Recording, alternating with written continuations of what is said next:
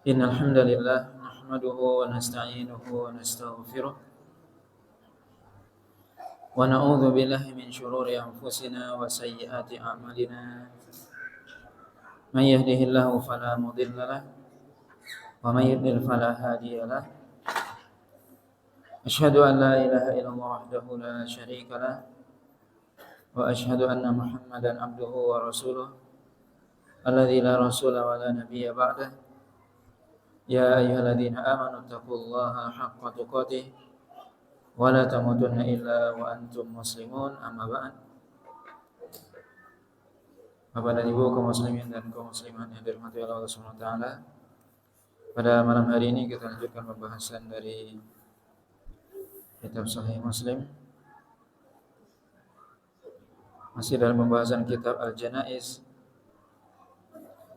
Bab yang ke-13 yaitu bab fi kafnil mayyit, yaitu bab tentang mengkafani mayat. Yang mana pada pertemuan yang lalu sudah kita baca hadis yang pertama dari bab ini, yaitu hadis dari Khabbab bin Al-Arat radhiyallahu ta'ala anhu, bahwasanya beliau menceritakan bahwasanya dulu kami hijrah bersama Rasulullah SAW ke Madinah, kemudian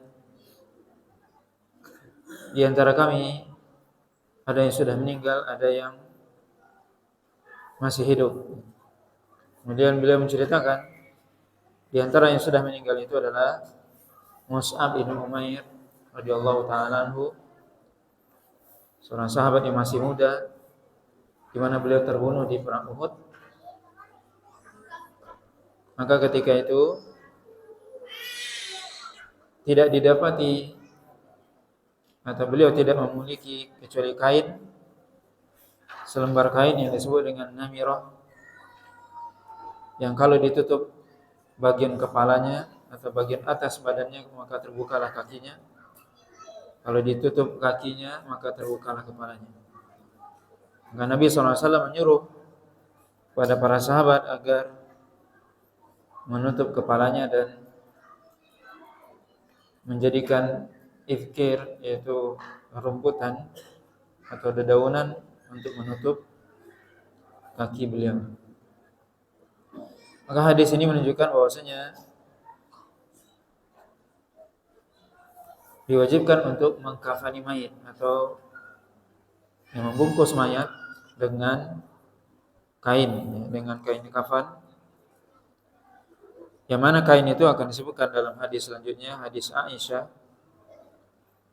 radhiyallahu ta'ala anha qalat kufina Rasulullah sallallahu alaihi wasallam fi thalathati aswabin bidin sahuliyah min kursuf laisa fiha qamisun wala imamah, amma al-hulla fa innama shubbiha 'ala an-nasi fiha annaha usturiyat lahu liyukaffina fiha wa turikat al-hullatu wa kufina fi thalathati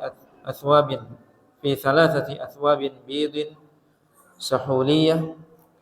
Akhadaha Abdullah bin Abi Bakar faqala la ahbisannaha hatta ukaffina fiha nafsi, thumma qala law radiyaha Allahu azza wa jalla li nabiyhi lakaffanahu fiha faba'aha wa tasaddaqa bi thamaniha. Hadis dari Aisyah radhiyallahu ta'ala anha, beliau menceritakan bahwasanya Rasulullah SAW beliau ketika meninggal dikafani dengan kain kafan 3 lembar. Bid artinya kain kafan itu putih, berwarna putih. Sahuliyah, Imam Nawawi mengatakan bahwasanya sahuliyah adalah nisbah kepada tempat atau negeri di negeri Yaman, di mana di situ di kain itu berasal min kursuf, yang terbuat dari katun. Kemudian Aisyah mengatakan tidak ada di dalamnya baju dan tidak ada imamah, yaitu penutup kepala. Artinya Rasulullah SAW dikafani dengan 3 lembar kain, 3 lembar tanpa dikasih potongan khusus untuk baju ataupun penutup kepala. Kemudian Aisyah menyebutkan, sebagian manusia mengira bahwasanya Nabi itu dikafani juga dengan hullah. Hullah artinya adalah baju dan sarung. Tapi kata Aisyah itu adalah awalnya dibelikan, tetapi akhirnya itu ditinggalkan, tidak jadi dipakai. Kemudian Abdullah bin Abi Bakar mengambilnya dan mengatakan, sungguh aku akan mengafani diriku dengannya. Tapi akhirnya beliau mengatakan, kalau seandainya Allah meridhoi untuk nabinya agar dikafani dengan sarung dan baju, maka sungguh nabinya lebih berhak untuk dikafani dengan hal tersebut. Tetapi Allah SWT mentakdirkan Nabi untuk dikafani dengan 3 lembar saja. Tidak ada bajunya, tidak ada sarungnya, tidak ada penutup kepala. Kemudian Abdullah bin Abi Bakar menjual baju tersebut dan bersedekah dengan uang tersebut. Maka hadis ini, hadis Aisyah menunjukkan bahwasanya dianjurkan atau disunnahkan bagi laki-laki untuk dikafani dengan 3 lembar kain kafan yang berwarna putih. Tetapi yang wajibnya adalah 1 lembar, sebagaimana hadis Mus'ab bin Umair, hanya beliau dikafani dengan 1 lembar kain kafan. Maka wajibnya 1 lembar, sunnahnya adalah 3, sebagaimana itu dikafani Rasulullah SAW dengan 3 lembar. Adapun wanita, kata Imam An-Nawawi, itu disunahkan bagi mereka, para wanita, untuk dikafani dengan 5 lembar yang di situ ada baju dan sarungnya, ataupun khimar, penutup kepalanya.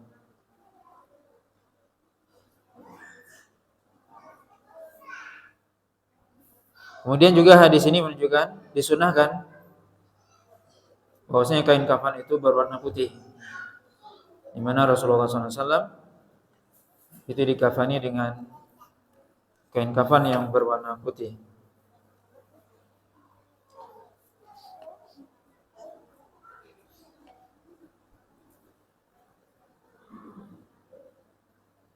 Dan juga hadis selanjutnya yang dibawakan oleh Imam Muslim, ini juga hadis Aisyah yang tadi menyebutkan bahwasanya Rasulullah SAW dikafani dengan 3 kain kafan yang tidak ada imamah, tidak ada qamis, tidak ada baju. Dan juga faedah dari hadis ini disebutkan oleh para ulama bahwasanya dianjurkan ketika memakai kain kafan itu dengan kain kafan yang bersih, kemudian pertengahan. Maksudnya pertengahan adalah tidak terlalu mahal dan juga tidak terlalu jelek. Maka Nabi SAW dikafani dengan kursuf, kain yang dari katun kalau kita, yang dia tidak terlalu mahal dan tidak jelek. Maka di sini dianjurkan memakai kain kafan yang sedang atau pertengahan.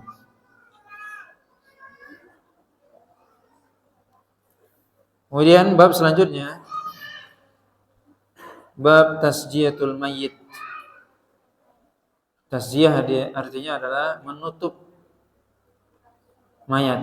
Jadi ketika seorang meninggal, maka dianjurkan ditutup seluruh badannya, ditutup seluruh tubuhnya. Hadis dari Aisyah ummul mukminin radhiyallahu taala anha qalat sujjiya Rasulullah sallallahu alaihi wasallam hina mata bi thawbin hibarah, yaitu Aisyah radhiyallahu taala anha mengatakan bahwasanya Rasulullah sallallahu alaihi wasallam itu ditutup Ketika beliau Rasulullah SAW meninggal, maka beliau ditutup seluruh wajahnya, seluruh tubuhnya dengan hibarah, disebutkan oleh Imam Nawawi adalah kain dari negeri Yaman juga. Ya, kain yang cukup menutupi seluruh tubuh beliau. Dan tujuannya adalah agar untuk menutupi seluruh tubuh mayit dan tidak terbuka seluruh tubuhnya. Dan juga bisa jadi untuk menutupi kalau seandainya ketika seorang meninggal maka mungkin ada yang berubah dari tubuhnya, terutama mungkin wajahnya, mungkin matanya dan sebagainya. Makanya ditutup seluruh tubuh ketika meninggal sebelum diselenggarakan. Ketika meninggal sebelum diselenggarakan maka ditutup seluruh tubuhnya, dan itu dilakukan kepada Nabi SAW ketika beliau meninggal. Dan juga para ulama menyebutkan bahwasanya tazyiyah ini dilakukan sebaiknya adalah setelah membuka seluruh pakaiannya, jadi ditutup semua dan kemudian dilepaskan seluruh pakaian yang dia meninggal dengannya, agar tidak memudahkan bagi orang yang masih hidup untuk menyelenggarakannya, dan juga agar mudah mengeluarkan pakaian yang dipakainya, karena seorang kalau sudah meninggal tentunya sudah kaku, sulit nanti untuk membuka baju dan sebagainya. Maka segera ketika dia meninggal dibuka, kemudian ditutup dengan kain, kalau mungkin kita kain panjang, kemudian yang menutupi seluruh tubuh. Kemudian bab selanjutnya disebutkan oleh Imam An-Nawawi, yaitu bab fi tahsini kafanil mayyit, yaitu bab tentang berusaha untuk membaguskan kafan mayit, membaguskan kafanil mayit. Maksudnya di sini adalah sesuai nanti akan disebutkan, bagus di sini bukan berarti mahal, tapi bagus di sini yaitu cukup menutupi seluruh tubuhnya, bersih. Hadis ini dari Jabir bin Abdullah radhiyallahu taala anhuma annahu yuhadditsu anna Nabiy sallallahu alaihi wasallam khataba yawman fadzakara rajulan min ashabihi qubida fakuffina fi kafanin ghairi ta'ilin wa qibra laylan fazajara an-nabiy sallallahu alaihi wasallam ay yuqbara ar-rajulu bil lail hatta yusalla alaihi illa ayyutarra insanun ila dzalika wa qala an-nabiy sallallahu alaihi wasallam idza kaffana ahadukum akhahu falyuhsin kafanahu. Jabir menceritakan bahwasanya Rasulullah SAW pernah suatu hari berkhutbah, dan itu ketika Nabi SAW disebutkan kepada beliau ada seorang, jadi Nabi berbicara ini ada penyebabnya. Itu ketika diceritakan kepada beliau ada seorang laki-laki yang beliau meninggal, seorang sahabat, kemudian dikafani dengan kafanin ghairi ta'il, artinya kain kafan yang apa adanya, yang tidak mencukupi atau tidak menutupi seluruh tubuh dari mayat tersebut. Kemudian sahabat tersebut dikuburkan pada malam hari. Kemudian Nabi SAW berbicara.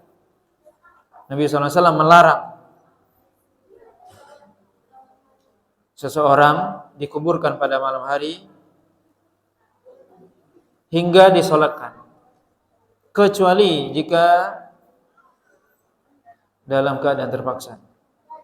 Kemudian Nabi SAW mengatakan, idza kafana ahadukum akhahu falyuhsin kafanahu. Jika salah seorang di antara kalian mengkafani saudaranya, maka hendaknya dia membaguskan kain kafannya. Hadis ini disebutkan oleh Imam Nawawi bahwasanya dianjurkan untuk mengkafani mayat dengan kafan yang baik. Yang baik di sini maksudnya adalah menutupi seluruh tubuh mayat, kemudian juga bersih, ya. Kemudian juga dalam hadis ini dilarang menguburkan pada malam hari. Dilarang menguburkan pada malam hari, kecuali kata Nabi jika dalam keadaan terpaksa. Maksudnya terpaksa kalau memang harus segera untuk dikuburkan atau hal yang lainnya, maka para ulama menjelaskan tidak mengapa, tapi lebih utama tidak pada malam hari. Tujuannya juga agar tidak menyusahkan orang yang menguburkan, karena mungkin malam hari yang lebih sulit. Yang kedua juga agar orang bisa menyolatkan itu lebih banyak. Ketika malam hari mungkin sedikit, maka Nabi tadi mengatakan hatta yusalla alaihi, sampai disolatkan, maksudnya agar orang yang ikut solat itu banyak, yang menyolatkan mayat tersebut banyak. Maka sebaiknya tidak dikuburkan pada malam hari. Walaupun di antara sahabat, beberapa sahabat juga ada yang dikuburkan pada malam hari, sebagaimana ada seorang wanita ataupun laki-laki yang dia membersihkan masjid, kemudian beliau meninggal pada malam hari, kemudian para sahabat langsung menguburkan pada malam itu dan tidak memberitahu Nabi. Kemudian Nabi bertanya, mana perempuan atau laki-laki yang biasa membersihkan masjid? Kata para sahabat, sudah meninggal. Kenapa tidak beritahu aku? Maka ini diantara hikmah dilarangnya menguburkan mayat pada malam hari, yaitu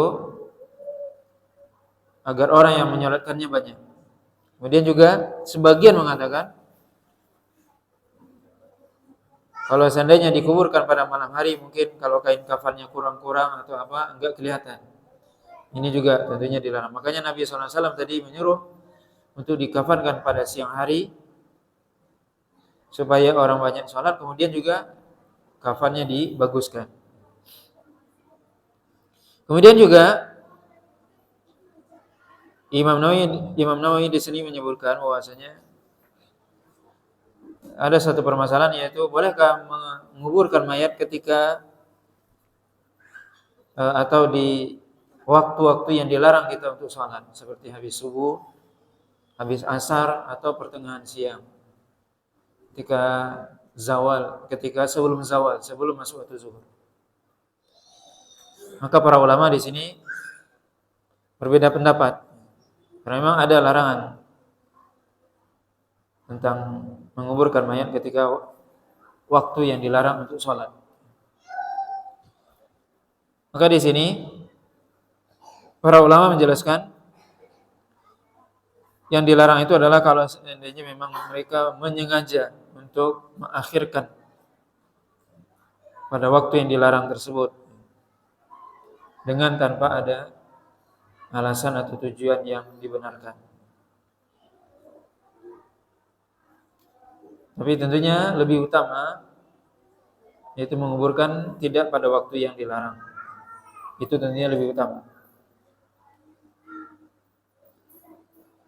Maka di sini menyolatkan mayat kemudian juga menguburkannya, ini termasuk tentunya suatu hal yang ada sebabnya. Yang termasuk di sini adalah menyolatkan mayat pada waktu yang dilarang sholat.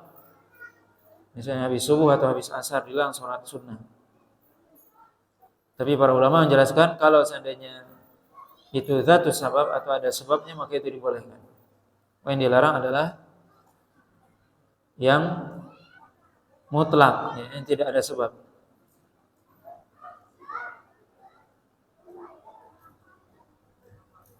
Kemudian hadis selanjutnya atau bab selanjutnya, al-Isra bil janazah. Al-Isra bil janazah artinya mempercepat al-janazah, maksudnya di sini mempercepat penyelenggaraan jenazah.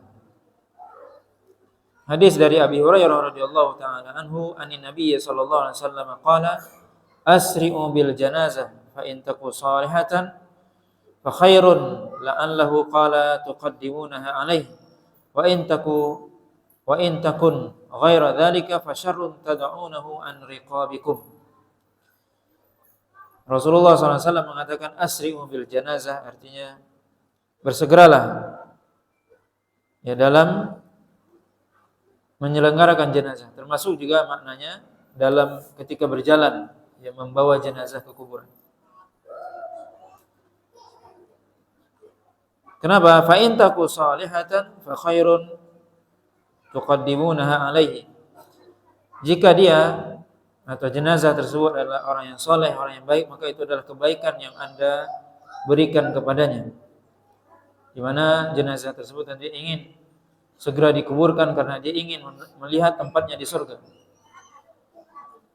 Wa in takun ghaira dzalika fasyarrun tad'unahu an riqabikum. Kalau seandainya selain itu, maksudnya selain itu berarti bukan orang yang saleh.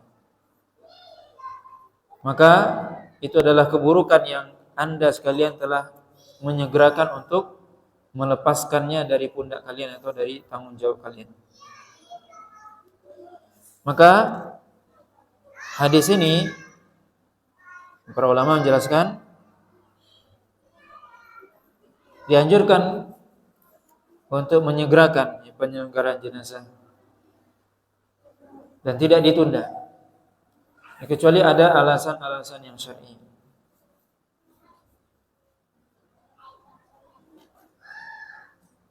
Dan itu tentunya lebih baik jika yang meninggal itu orang baik, maka tentunya disegerakan itu lebih baik.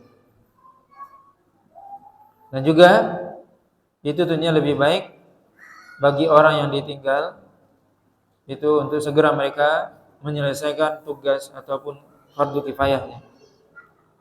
Dan juga tidak larut dalam kesedihan, karena tentunya ketika mayat itu masih berada di tengah keluarganya, itu akan selalu mereka menangisinya. Tapi dengan menyegerakan penyelenggaraan jenazah tersebut, maka itu akan menyegerakan juga mereka untuk larut dalam kesedihan.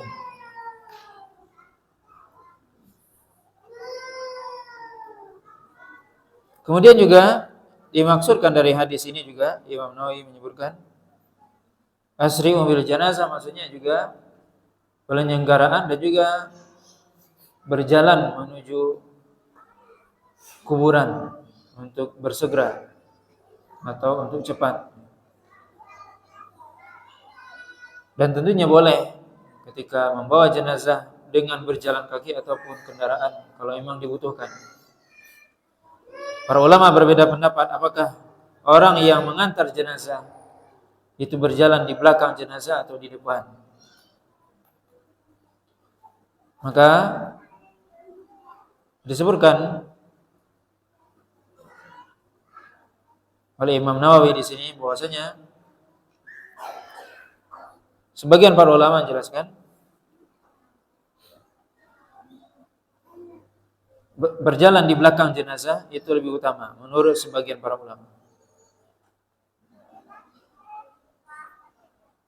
Tapi sebagian lain, yaitu jumhur para ulama, Imam Malik, Imam Syafi'i dan yang lainnya, mengatakan justru berjalan di depan jenazah itu lebih utama kalau dia berjalan kaki. Kalau dia berjalan kaki maka lebih utama dia di depan jenazah. Itu menurut Imam Malik dan Imam Syafi'i dan jumhur para ulama. Kemudian tentunya juga yang memikul jenazah ini, yang membawa jenazah ini adalah laki-laki, bukan perempuan. Dan memang pada pertemuan yang lalu sudah kita sebutkan hadis Ummu Atiyah, yang mana justru Nabi SAW itu melarang para wanita untuk mengantarkan jenazah sampai ke kuburan. Walaupun para ulama mengatakan larangan itu adalah makruh. Sebagian ulama mengatakan makruh. di mana Ummu Atiyah mengatakan, nuhina an ittiba'il janazah wa lam yu'zam alaina. Kata Ummu Atiyah, kami dilarang untuk mengikuti jenazah tapi tidak ditegaskan larangannya. Maka para ulama menjelaskan makruh bagi para wanita untuk mengantarkan jenazah sampai ke kuburannya.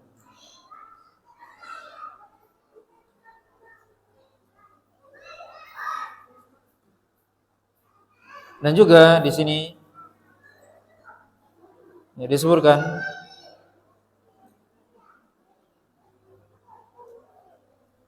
ya bahwasanya ya seorang yang dia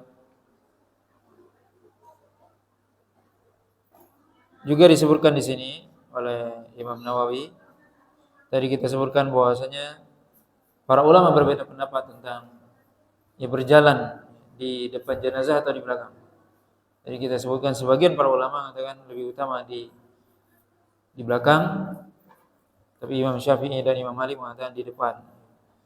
Tapi sebagian lagi mengatakan sama saja. Ini yang dibicarakan adalah tentunya yang berjalan kaki. Yang dia ya berjalan kaki, dan lebih utama tentunya membawa jenazah itu dengan jalan kaki, itu yang lebih utama.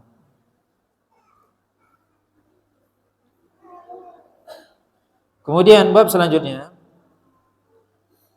bab fadlus shalah 'alal janazah wa ittiba'iha.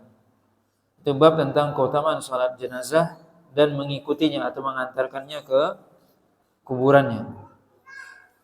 Sini sebutkan hadis Abu Hurairah radhiyallahu taala anhu, qala Rasulullah sallallahu alaihi wasallam, man syahidal janazah hatta yusalla 'alaiha falahu qirat, wa man syahida hatta tudfan falahu qiratan. Qila wa mal qiratan? Qala mithlu al-jabalaini al-'azimaini. Wa kana Ibnu Umar yusalli 'alaiha thumma yansarif, falamma balagha hadis Abu Hurairah qala laqad dayya'na fi qararita katsira. Hadis dari Abu Hurairah radhiyallahu taala anhu bahwasanya Rasulullah sallallahu alaihi wasallam bersabda, siapa yang menyaksikan jenazah sampai disolatkan, maksudnya dia ikut menyolatkan jenazah, maka baginya pahala 1 qirat. Dan siapa yang menyaksikan jenazah sampai dikuburkan, yaitu dia menyolatkan dan menguburkan, maka baginya pahala 2 qirat. Kemudian Nabi SAW ditanya, apa itu 2 qirat? Maka Nabi SAW mengatakan seperti 2 gunung yang besar. Kemudian Abdullah bin Umar dulu, kata Salim bin Abdullah, putra beliau, dulu Abdullah bin Umar biasanya habis sholat langsung pergi. Setelah beliau mendengar hadis Abu Hurairah ini, kemudian beliau mengatakan, sungguh kita telah melalaikan qararit yang banyak itu, ya pahala sebesar gunung yang sangat banyak. Maka hadis ini menunjukkan ya keutamaan menyolatkan jenazah. Dan inilah keutamaan ketika kita mendapati saudara kita kaum muslimin meninggal, maka hendaknya kita ikut menyolatkan. Ya pahalanya sangat besar, yaitu seorang mendapatkan pahala seperti gunung yang sangat besar. Dan kalau dia ikut sampai menguburkan, maka dia mendapatkan 2 pahala, ya 2 qirat, yaitu 2 gunung yang sangat besar. Maka ini tentunya suatu keutamaan yang mestinya tidak ditinggalkan begitu saja. Ya, sebagian kaum muslimin kita lihat mereka datang ke rumah orang yang berduka, ke rumah mayat, tapi ketika sholat mereka enggak ikut. Ini keliru.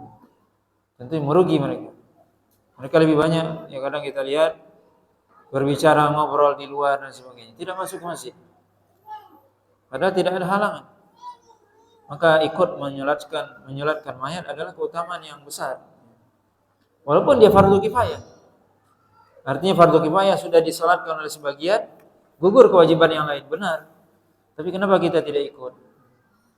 Kita tentunya akan merugi, mendapatkan pahala yang sangat besar. Kemudian juga ikut mengantarkan sampai ke kuburan. Dan maksudnya di sini adalah yang mendapatkan 2 qirat itu yang melakukan dua-duanya, menyolatkan dan menguburkan, mengantarkan sampai ke kuburan. Bukan hanya sekedar menguburkan saja. Hadis ini ya mirip juga dengan perkataan Nabi SAW misalnya, man shalla ma'al imam, man shalla subha, man shalla al-isya ma'al imam falahu faka'annahu qama nisfal lail, kata Nabi. Siapa yang salat bersama imam, salat isya maksudnya berjamaah, maka dia seolah-olah salat separuh malam. Wa man shalla al-fajr ma'al imam faka'annama qama laila kullah, atau kama qala sallallahu alaihi wasallam. Siapa yang salat subuh bersama imam seolah-olah dia salat semalam penuh. Maksudnya apa? Salat isya dan salat subuh bersama imam, bukan hanya salat subuh saja bersama imam. Ini disebutkan oleh Imam Nawawi di sini. Bahwasanya maksudnya di sini seorang yang mendapatkan dua pahala sebesar gunung itu, dia menyolatkan dan menguburkan sekaligus. Semuanya juga seorang mendapatkan pahala seolah-olah dia sholat sepanjang malam, itu dia sholat isya dan subuh berjamaah di masjid, bukan untuk salah satu dari kedua sholat tersebut. Maka ini Abdullah bin Umar itu sampai beliau menyesal ya, ketika beliau habis sholat langsung pulang, langsung pergi. Maka ketika itu beliau disampaikan kepada beliau hadis Abu Hurairah, maka beliau menyesal. Beliau mengatakan kita telah meninggalkan atau menyia-nyiakan ya, pahala yang besar yang sangat banyak. Maka ini bisa kita lihat bagaimana para sahabat ya, ketika kita bisa lihat di sini Abdullah bin Umar menyesal ketika tidak sempat ikut mengantarkan ke kuburan karena tidak mendapatkan pahala qirat. Ini merupakan, kita bisa lihat bagaimana semangat para sahabat untuk beribadah. Nah, wallahu ta'ala mungkin sampai di sini pembahasan kita pada malam hari ini, mudah-mudahan bermanfaat ya, wallahu ta'ala.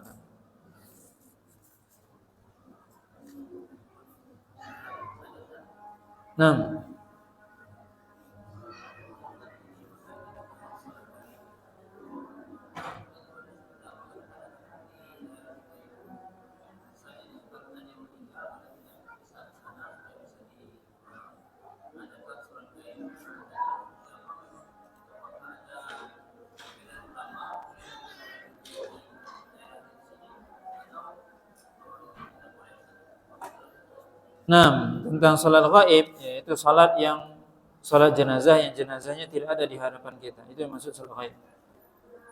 Ya, memang para ulama berbeda pendapat dalam hal ini. Sebagian ulama mensyariatkan ketika seorang meninggal maka disalat ghaibkan secara mutlak siapa saja. Ini menurut sebagian para ulama. Sebagian lagi mengatakan kalau yang meninggal itu adalah orang-orang yang punya pengaruh yang besar dalam Islam, para ulama dan sebagainya, tokoh dan sebagainya. Sebagian lagi mengatakan tidak. Itu salat ghaib disyariatkan ketika jenazah tersebut tidak ada yang menyolatkannya. Karena wallahu ta'ala alam, menurut ulama yang terakhir ini, Nabi SAW melaksanakan salat ghaib cuma sekali dalam hidup beliau. Itu ketika Raja Najasyi meninggal di Habasyah. Maka ketika itu Raja Habasyi ini beliau masuk Islam. Tapi seluruh rakyatnya kafir.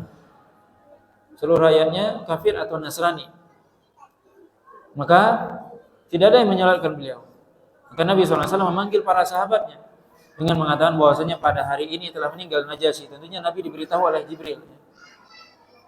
Karena tentunya nggak ada HP di zaman seperti zaman kita sekarang. Nggak tahu Nabi, jarak jauh tentunya antara Makkah dengan Habasyah. Tapi Nabi diberitahu, atau Madinah ya. Maka Nabi diberitahu, maka Nabi SAW mengajak para sahabat untuk menyolatkan saudara kita, kata Nabi SAW. Itu Najasyi yang meninggal di Habasyah atau Ethiopia sekarang, di benua Afrika, untuk menyolatkan. Kenapa? Karena tidak ada yang menyolatkan beliau. Maka wallahu alam, kalau ditanya lebih kuat, tentunya lebih kuat pendapat yang terakhir ini yang mengatakan bahwasanya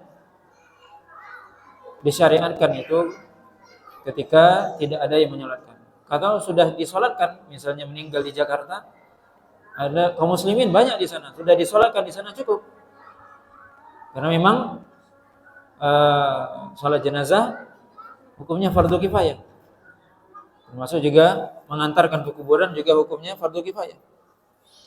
Kalau sudah disolatkan di sana oleh saudara kita di sana, sudah cukup. Bagi kita keluarga misalnya yang tidak sempat menyolatkan, bagaimana kita mendoakan? Karena inti dari sholat itu adalah doa. Inti dari sholat adalah doa. Maka kita doakan dan insya Allah sampai doa kita. Nah, wallahu a'lam.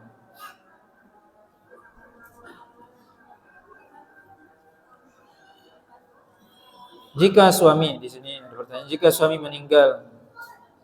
meninggalkan istri dan anak laki-laki, berapa hak istri terhadap warisannya? Kalau seandainya seorang suami meninggal, kemudian dia meninggalkan anak, maka seorang istri itu mendapatkan 1/8 dari harta warisan.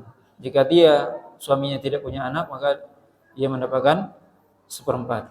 Kalau dia punya anak di sini, laki atau perempuan, maka dia mendapatkan 1/8. Apakah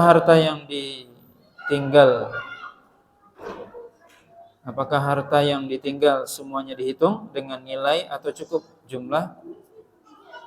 Misalkan tanah, apa cukup dibagi jumlah atau tanah itu dinilai? Baru dibagi, ya tentunya dinilai. Harta itu ketika ingin dibagi dinilai berapa harta. Misalnya ya harta suami itu, dia meninggalkan rumah, berapa harganya rumah itu kalau dijual. Walaupun tidak mesti dijual, tapi kalau dihargai. Tanah misalnya, dia punya kebun, punya tanah, punya kendaraan, itu dihargai semua. Dinilai berapa harganya, kemudian dibagi ya. Nah, wallahu a'lam.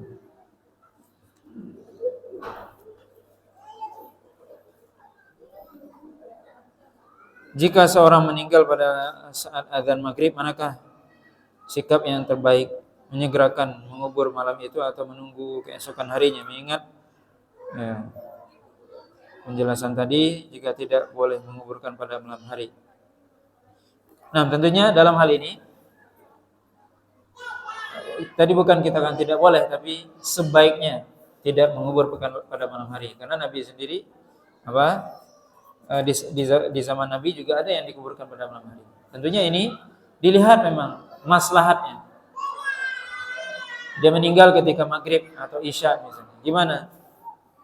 Kalau bisa disegerakan pada malam hari itu, enggak apa-apa. Lebih baik. Tapi kalau enggak, tentunya lebih utama menunggu besok.